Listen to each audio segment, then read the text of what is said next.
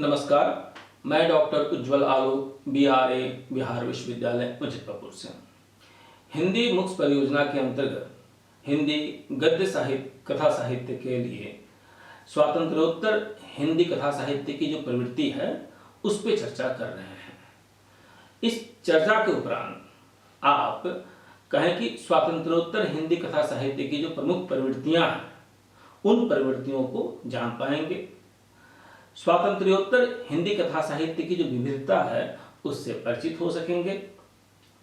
स्वातंत्र्योत्तर हिंदी कथा साहित्य के विकास में जो हमारे रचनाकार हैं, जो विभिन्न रचनाकार हैं, उनकी भूमिका को भी आप समझ सकेंगे। इसके साथ स्वातंत्र्योत्तर हिंदी कथा साहित्य के रूप और अंतर वस्तु से भी परिचित हो पाएंगे। स्वतंत्रता ने साहित्य और समाज इन दोनों को प्रभावित किया। वर्षों की गुलामी के बाद हमें आज़ादी मिली, देश आज़ाद हुआ और इस आज़ादी ने देश के लोगों में एक नया उत्साह पैदा किया। वहीं दूसरी तरफ विभाजन की त्रासदी भी मिली और इस त्रासदी ने दोनों तरफ के लोगों के भीतर एक न समाप्त होने वाली पीड़ा को जन्म दिया। विभाजन ने सांप्रदायिकता को हमेशा जीवित रखने के लिए खुराक दे दिया और इस खुराक को बड़ा किया बाबरी मस्जिद विध्वंस ने। हमारे भीतर या हमारे बीच जो खाई थी उसको और चौड़ा कर दिया। जमींदारी उन्मूलन हो या अन्य भूमि सुधार कार्यक्रम हो, पंचवर्षीय योजनाएं हो या अन्य विकास के कार्यक्रम जो नेहरू के काल में शुरू हुए थे, उसके फलस्वरूप पूरे देश में एक नई ऊर्जा, एक नया उत्साह का संचार हुआ। सदियों से जड़ पड़े ग्रामीण समाज में हलचल हुई। औद्योगिक विकास को गति मिलने से नगरों का विकास हुआ।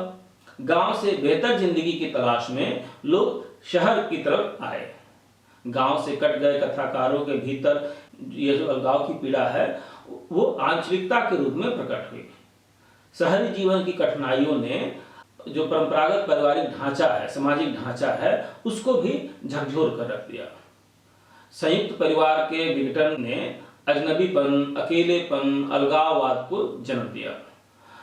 दूसरी तरफ विश्वविद्यालयों, महाविद्यालयों की स्थापना हुई। शिक्षित वर्ग की संख्या में वृद्धि हुई। शिक्षा और रोजगार के क्षेत्र में स्त्रियों का भी दखल बढ़ा। इससे प्रेम, विवाह और परिवार के ताने बाने पे असर पड़ा। अब पढ़ी लिखी लड़कियां पुरुषों की बराबरी कर रही थीं। आजादी के कुछ वर्षों के भीतर ही भ्रष्टाचार, बेरोजगारी और अन्य जो समस्याएं हैं उसकी वजह से लोगों के भीतर मोहभंग की स्थिति भी आई। बाद के वर्षों में दलित, आदिवासी या अन्य हाशिए पे जो वर्ग है उसके भीतर पैदा हुए सामाजिक राजनीतिक चेतना ने भी साहित्य और समाज को गहराई से प्रभावित किया। आरक्षण हो या अन्य सामाजिक न्याय के कार्यक्रम हो, उन कार्यक्रमों के कारण या आंदोलनों की वजह से सदियों से दबे आवाज को मजबूती मिली। साहित्य में भी यह स्त्री विमर्श हो, दलित विमर्श हो, आदिवासी विमर्श हो, उसके रूप में प्रकट हुआ। वहीं 90 के दशक में भूमंडलीकरण का आगमन हुआ। उदारीकरण, निजीकरण, बाजारवाद, यह जो समाज में एक नए तरीके का परिवर्तन लेकर के हमारे सामने आया। इसके साथ आया सूचना तकनीक की जो क्रांति है वो, और इसके विस्तार से संस्कृति को और व्यक्ति को जो काफी प्रभावित किया इसने, और साहित्य और हिंदी भाषा पर भी इसका प्रभाव देखा जा सकता है। भूमंडलीकरण ने दूर देश में बैठे भारतीयों को भी हिंदी में साहित्य रचने के लिए प्रेरित किया। इससे हिंदी साहित्य में प्रवासी साहित्य का जन्म हुआ। अपनी मातृभूमि से जो बिछोह की पीड़ा है, अलग होने की पीड़ा है, वह उस प्रवासी साहित्य का मूल स्वर है। स्वतंत्रता के बाद तरह तरह के सामाजिक, राजनीतिक, सांस्कृतिक और आर्थिक परिवर्तनों का जो प्रभाव व्यक्ति और समाज पर पड़ा, उसका असर हिंदी कथा साहित्य में भी हम देख सकते हैं, देखने को मिलता है। इन परिवर्तनों से हिंदी कथा साहित्य का फलक जो है वह विस्तृत हुआ, विस्तार लिया। प्रेमचंद के बाद आप गौर करेंगे तो हिंदी कथा साहित्य में जो गांव लुप्त हो गया था, वह तरह तरह की वैचारिक विवादों की लड़ाई में ग्रामीण भारत का जो यथार्थ था कहीं पीछे रह गया था। वह स्वतंत्रता के बाद खासकर नई कहानी के दौर में एक बार फिर से हिंदी कथा साहित्य के भीतर प्रवेश किया, कहें कि ग्राम कथाओं में वह आया। प्रेमचंद अपने कथा साहित्य में जहां गांव की एक समस्या को प्रस्तुत करते थे, वहीं इस युग के रचनाकारों ने पूरे ग्रामीण परिवेश को उसके संपूर्ण यथार्थ के साथ पेश किया। इस कथा साहित्य को आंचलिकता के नाम से अभिहित किया गया, जाना गया।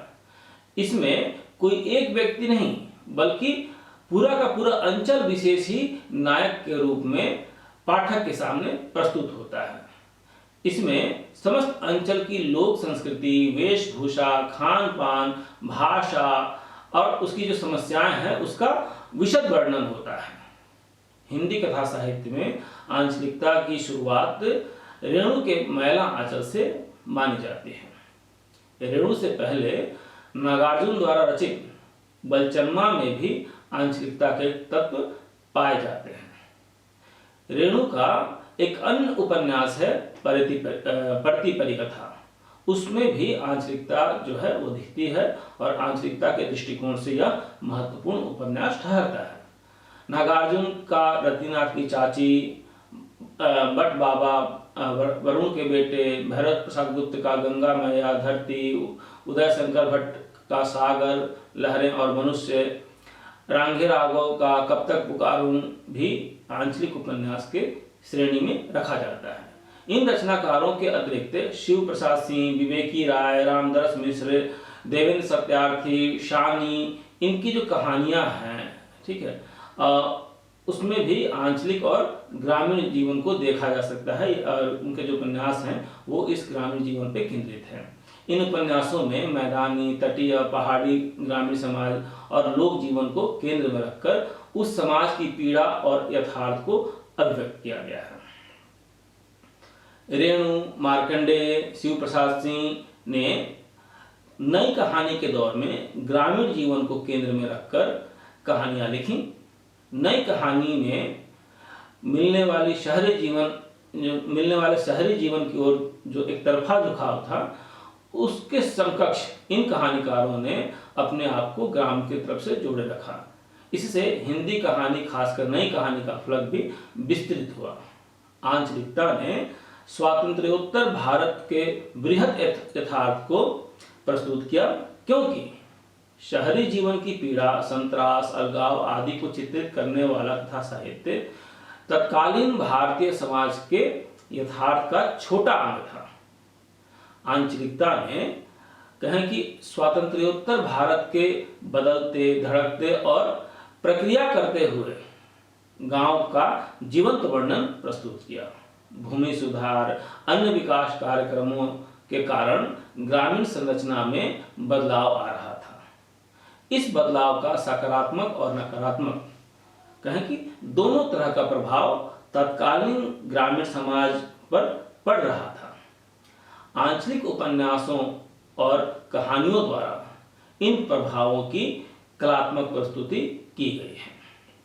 स्वतंत्रोत्तर हिंदी कथा साहित्य की जो अगली प्रवृत्ति है वह है कथा साहित्य में मध्यवर्गीय जीवन का चित्रण। नगरों के विकास के कारण बेहतर जिंदगी की तलाश में गांव से शहर की ओर पलायन शुरू हुआ। शिक्षा और नौकरी के क्षेत्र में स्त्रियों की भागीदारी बढ़ी। शहर में जीवन यापन और अन्य तरह के परिस्थितियों के कारण मनुष्य जो है, जो मध्य वर्ग है, वह अलगाव और अजनबीपन का शिकार हुआ। गांव की तरह शहरों में सामाजिक जो रूढ़ियां थी, जो मूल्य थे, उनके पालन का दबाव नहीं था। व्यक्तिगत स्वतंत्रता ने एक तरफ व्यक्ति के स्व को विकसित किया, वहीं दूसरी ओर उसे अकेला भी कर दिया। सार्वजनिक क्षेत्र में स्त्रियों की भागीदारी ने प्रेम, विवाह, यौन सुचिता और स्त्री पुरुष को नए सिरे से परिभाषित करना शुरू कर दिया। विवाह अब जन्म जन्मांतर के संबंध के रूप में नहीं देखा जा रहा था। स्त्री की परिधि भी रसोई और बिस्तर तक सीमित नहीं रह गई थी। दूसरी तरफ संयुक्त परिवार का विघटन हो रहा था। लोगों के पास समय और जगह की कमी होने लगी थी। यह सब जो था, इन सब ने मिलकर एक ऐसे यथार्थ को जन्म दिया जिसमें मध्य वर्ग पीड़ा, संत्रास और घुटन से जूझ रहा था। इस दौर के कथा साहित्य में अभिव्यक्त मध्यवर्गीय जीवन से संबंधित जो कथानक है वह प्रायः स्त्री पुरुष संबंधों और आर्थिक जीवन के चारों ओर ही घूमता है।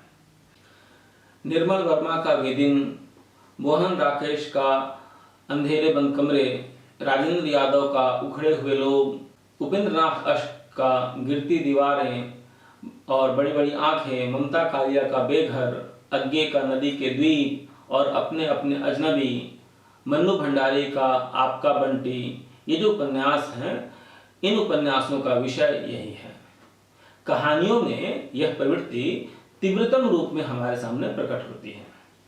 अमरकांत की कहानी जिसे आपने पढ़ी होगी, जिंदगी और जो दोपहर का भोजन, डिप्टी कलेक्टरी, ये ऐसी कहानियां हैं जिसमें मध्यवर्गीय जीवन की त्रासदी और नियति पूरी संवेदना के साथ प्रकट हुई है। भीष्म सहानी की कहानी, चीफ की दावत, उषा प्रेमदा की कहानी, वापसी, ये जो कहानियां हैं इसमें नए जमाने में बूढ़ों की दशा जो है उसके बारे में, संयुक्त परिवार के टूटन के बारे में उसका मार्मिक चित्रण प्रस्तुत करती हैं ये कहानियां। निर्मल वर्मा की कहानी परिंदे, राजेंद्र यादव की कहानी जहां लक्ष्मी कैद है और टूटना, शानी की कहानी इमारत ढहाने वाले, मोहन राकेश की कहानी एक और जिंदगी, कमलेश्वर की कहानी राजा निर्वंशिया, मन्नू भंडारी की कहानी त्रिशंकु और यही सच है, रविंद्र कालिया की कहानी 9 साल छोटी पत्नी, ऐसी कहानियां हैं जिसमें स्त्री पुरुष संबंधों के संदर्भ में पारंपरिक जो मूल्य हैं उनके टूटन को दिखाया गया है। इस तरह से हम देखते हैं स्वतंत्रता के बाद की जो कहानियां हैं उसमें मध्य वर्ग का जो चित्रण है वह मिलता है प्रमुख प्रवृत्ति के रूप में, साथ ही जो आंचलिकता है वह भी एक प्रमुख प्रवृत्ति के रूप में हमारे सामने आती है। अगले वीडियो में हम जो सांप्रदायिकता है उस पर बात करेंगे और भूमंडलीकरण के दौर में जो, या कहें उत्तर आधुनिक दौर में जो विमर्श शुरू हुए हैं उससे प्रभावित कहानियां, जो कहानियों में जो प्रवृत्तियां आई हैं उस पर बात करेंगे। बहुत बहुत धन्यवाद।